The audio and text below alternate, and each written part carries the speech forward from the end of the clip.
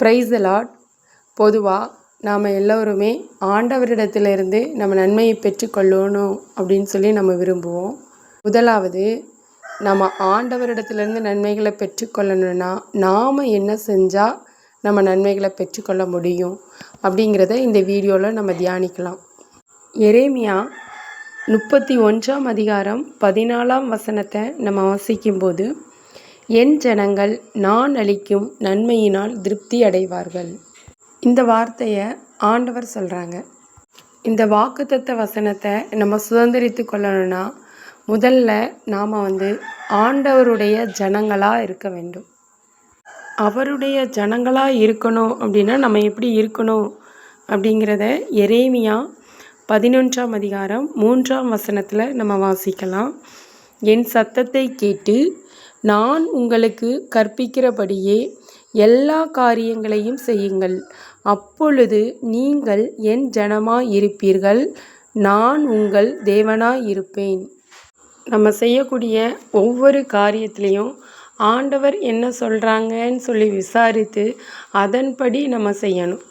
அது நம்ம தொழில் விஷயமாக இருக்கலாம், அல்லது வேலை விஷயமாக இருக்கலாம், அல்லது நம்ம படிப்பு விஷயமாக இருக்கலாம், இல்லை திருமண காரியங்களாக இருக்கலாம்.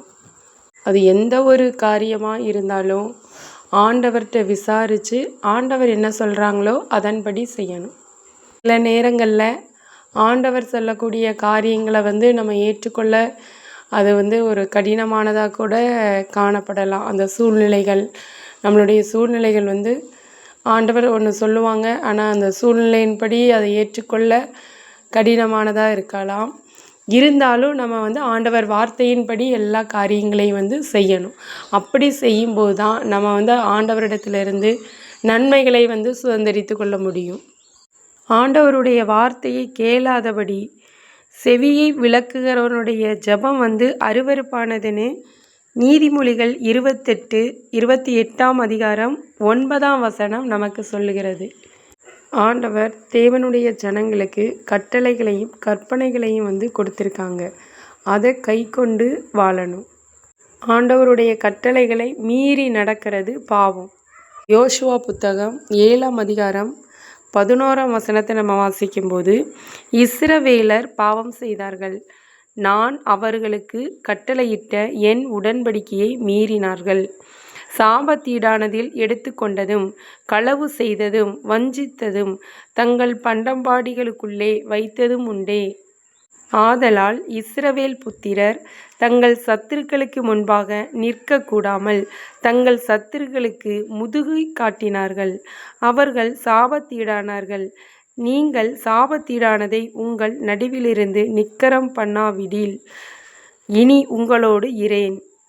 தேவன் விரும்பாத காரியங்களை வைத்து கொண்டு சத்துருக்களுக்கு முன்பாக நிற்க முடியாது. அப்படி சத்துருக்களுக்கு முன்பாக போய் நின்றா புறமுதுகு காட்டி அவங்க ஓட வேண்டியதாக இருக்கும். ஆண்டவருடைய வாக்குத்தத்த வசனத்தை நம்ம சுதந்திரித்து கொள்ளணும்னா ஆண்டவர் கொடுத்த அந்த வசனத்தின் மேலே நம்ம விசுவாசம் உள்ளவர்களாக இருக்கணும்.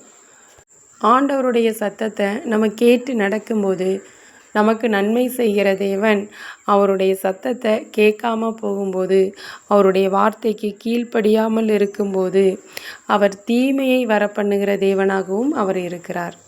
எரேமியா 6:19 நம்ம வாசிக்கும்போது, இந்த ஜனங்கள் என் வார்த்தைகளை கேளாமல் இருந்து என் நியாயப்பிரமாணத்துக்கு செவி கொடாமல் அதை வெறுத்து விடுகிறார்கள், அவர்கள் மேல் நான் அவர்கள் நினைவுகளின் பலனாகிய தீங்கை வர பண்ணுவேன்.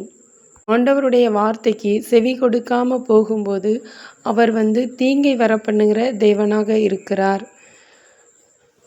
தொடர்ந்து நம்ம வாசிக்கும்போது அவர் அந்த ஜனத்துக்கு இடர்களை வைப்பேன் அப்படின்னு சொல்கிறாங்க.